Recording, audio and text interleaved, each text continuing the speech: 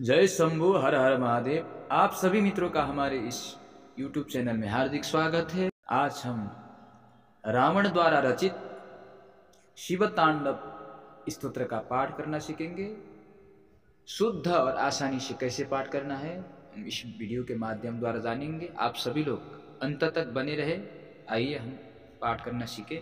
जटाटवी गलज्जल प्रवाह पावित स्थले गलेवलम्ब्यलम्बितां भुजङ्गतुङ्गमालिकां डमड्डमड्डमड्डमन्निनादवड्डमर्वयं चकार चण्डताण्डवं तनोतु नः शिवः शिवम्।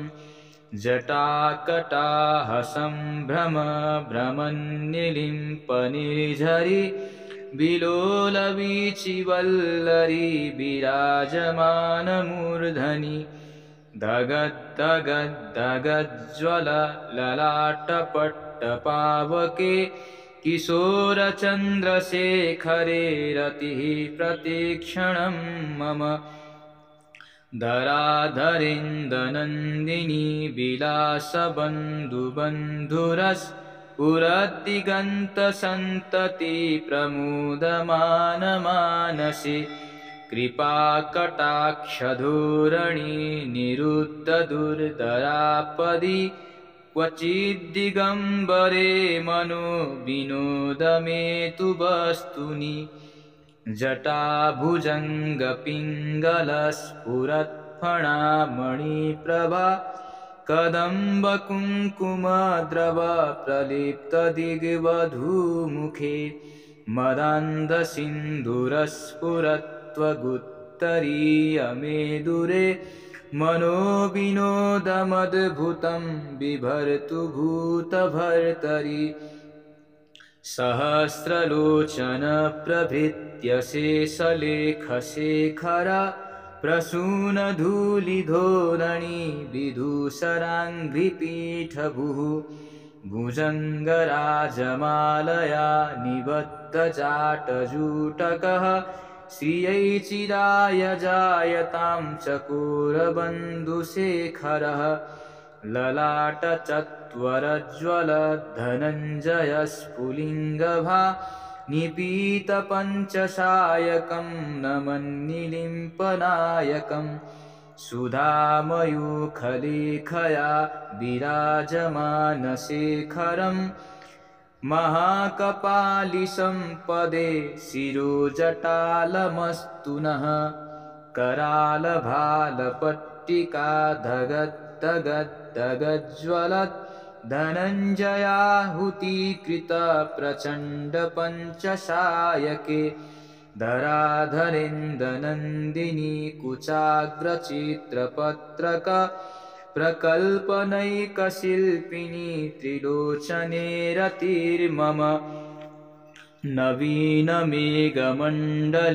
निरुद्धदुर्धरस्फुरत् कुहूनिशीथिनी तमः प्रबन्धबद्धकन्धरः निलिम्पनिर्झरीधरस्तनोतु कृत्तिसिन्धुरः कलानिधानबन्धुरः श्रियं जगद्धुरन्धरः प्रफुल्लनीलपङ्कज प्रपञ्चकालिमप्रभा बलम्बिकण्ठकन्धली रुचिप्रबद्धकन्धरं स्मरच्छिदं पुरच्छिदं भवच्छिदं मखच्छिदं गजच्छिदन्धकच्छिदं तमन्तकच्छिदं भजे। अखर्वसर्वमङ्गलाकलाकदम्बमञ्जरी रसप्रवाहमाधुरी विजृम्भणा मधुव्रतं स्मरान्तकं पुरान्तकं भवान्तकं मखान्तकं गजान्तकान्धकान्तकं तमन्तकान्तकं भजे।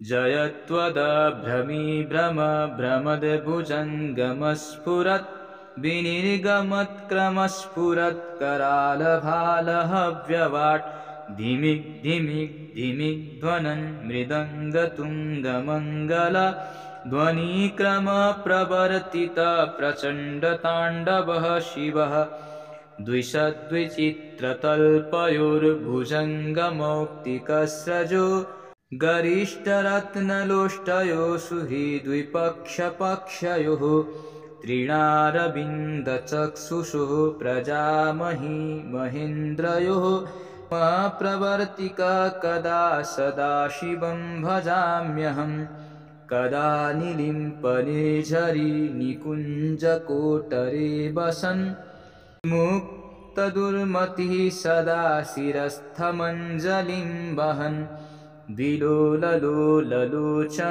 ललामभाललग्नकः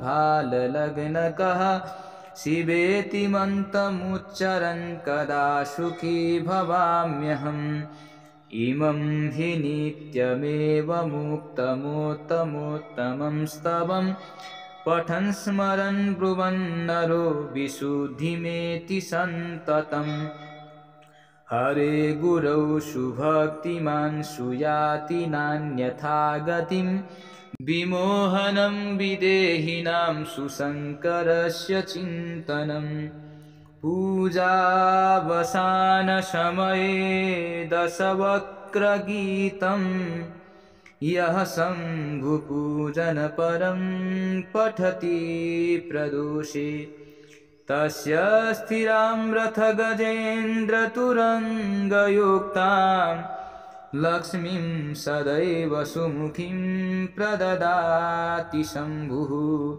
इति श्रीरावणविरचितं शिवताण्डवस्तोत्रम संपूर्णम। आपको कैसा लगा वीडियो? ऐसे वीडियो देखने के लिए हमारा चैनल अवश्य सब्सक्राइब करें।